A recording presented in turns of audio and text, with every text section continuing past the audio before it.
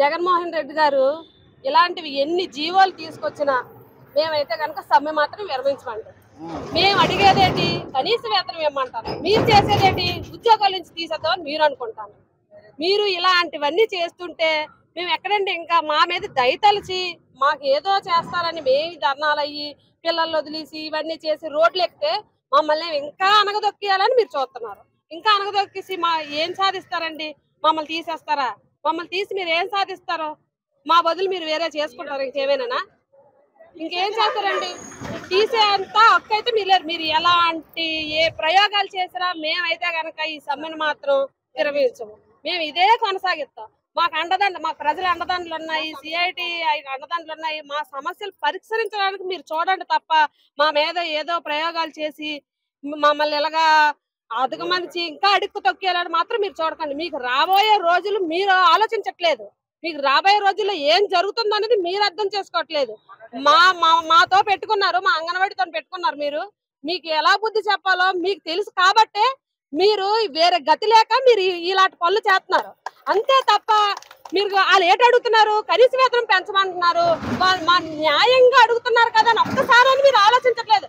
వాళ్ళని ఎలాగ అనగదొక్కుదామా, ఎలాగా టార్చర్ పెడదామా అని చూస్తున్నారు తప్ప వాళ్ళ న్యాయమైన కోరికలు కనీసంలో కనీసం వేతనం పెంచమంటున్నారు కదా, ఇన్ని డబ్బులు ఖర్చులు పెట్టి అనకూడదు. కానీ మేమైతే అలాగా మాట్లాడుతున్నాం అని అనుకోకండి.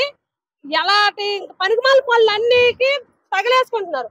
మాకు ఒక అంగన్వాడీ టీచర్ కి, ఒక అంగన్వాడీ హెల్పర్ కి ఊర్లోని ఉన్నోళ్ళకి మాకు సంతోషంగా మీరు కనీస వేతనం పెంచితే మా కుటుంబాలు కూడా ఎంతో హ్యాపీగా మా పిల్లల్ని అందరినీ మేము పోషించుకోగలుగుతున్నాం. మీరు చేసే ఈ పథకాలు అన్నిటి వల్ల మీరు ఏం పొందుతున్నారో మాకైతే తెలియట్లేదు. కానీ మేమైతే చాలా నష్టపోతున్నాం అండి. మాకు ఆ పథకాలు ఏవి మాకు రావట్లేదు, మాకు జీతాలు సరిగ్గా ఇవ్వట్లేదు.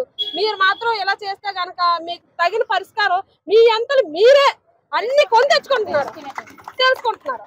అన్ని మీ అంతలు మీరే తెలుసుకొని మీ పరిష్కారాన్ని మీ సమస్య, అది మా సమస్య ఇప్పటి వరకు అనుకున్నాం. ఇప్పటి నుంచి అది మీ సమస్య, అది మీ సమస్యగానా మీరు పరిష్కరించుకోండి. ఇంకా మా చేతుల్లో ఏమీ లేదు. మీ చేతులతో మీరు చేసుకునేది మీరే వెనక్కి తీసుకోండి అన్నీ. అంతే. థ్యాంక్ యూ అండి. సీఎం గారు మేము 26 రోజులు, నేటికి 26 రోజుల నుంచి ఈ ధర్నా చేస్తున్నామండి. అక్క చెల్లెమ్మలు అన్నారు కానీ మమ్మల్ని పట్టించుకోలేదు. 26 రోజుల నుంచి రోడ్డు మీద ఉన్నాము. ఇప్పటికొచ్చి సీఎం గారి నోటితో ఒక్క మాట మీరు తగ్గండి అమ్మా అని కానీ, మీకు పెంచుతామమ్మా అని కానీ ఎవరో మంత్రులు వచ్చి మాట్లాడుతున్నారు. కానీ సీఎం గారు మా గురించి ఒక్క మాట కూడా మాట్లాడలేదండి. మేమందరం ఓట్లేసి అతను గెలిపించాము. ఆ విషయం అతను మర్చిపోతున్నారు. ఈ రోజు ఎస్మా ప్రయోగించామని చెప్పి టీవీలో వార్తల్లో వస్తుంది. జీవో నెంబర్ 2 విడుదల చేశామంటున్నారు. వెంటనే టెంట్లోంచి అందరూ డ్యూటీలోకి, ఎమర్జెన్సీ డ్యూటీలు వేసాము, డ్యూటీలోకి వెళ్ళిపోవాలంటున్నారు. లేదు సార్, మేము ఇక్కడ మా ప్రాణాలైనా ఇక్కడ టెంట్లో వదిలేస్తాం. కానీ మేము మాత్రము ఈ ధర్నాన్ని విడిచిపెట్టి మేము వెళ్ళాం సార్. మీరు దిగొచ్చి మాట చెప్తారా చెప్పండి, లేదంటే మా ప్రాణాలను ఇక్కడే విడిచిపెట్టి ఇంటికి వెళ్ళిపోతాం. కానీ మా జీతాలు పెంచుకోకుండా మాత్రం మేము ఇంటికి వెళ్ళాం సార్. మేము 24 గంటలు ధర్నా చేస్తున్నాము. ఈ రోజు నుంచి నిరాహార దీక్షలు చేస్తున్నాం సార్.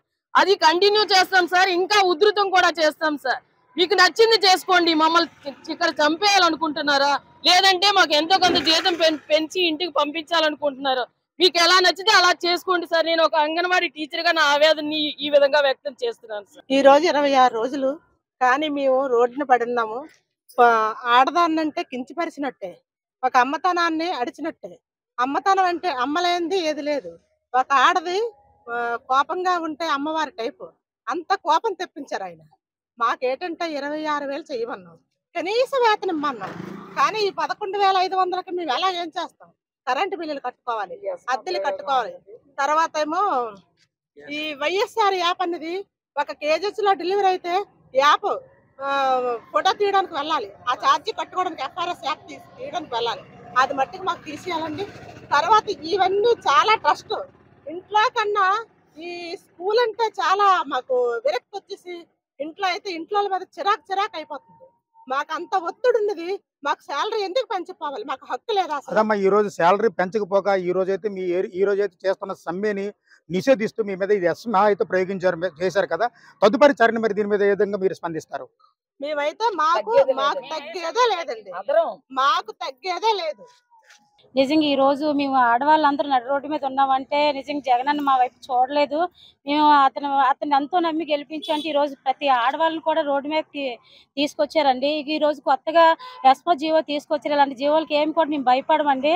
ఎందుకంటే మరి ప్రభుత్వ ఉద్యోగాలుగా మమ్మల్ని గుర్తించలేదు, కానీ మీరు చేసే సేవలు అత్యవసరం సేవలను గుర్తించినప్పుడు మాకు ఎందుకు కనీస వేతనం పెంచట్లేదు మీరు?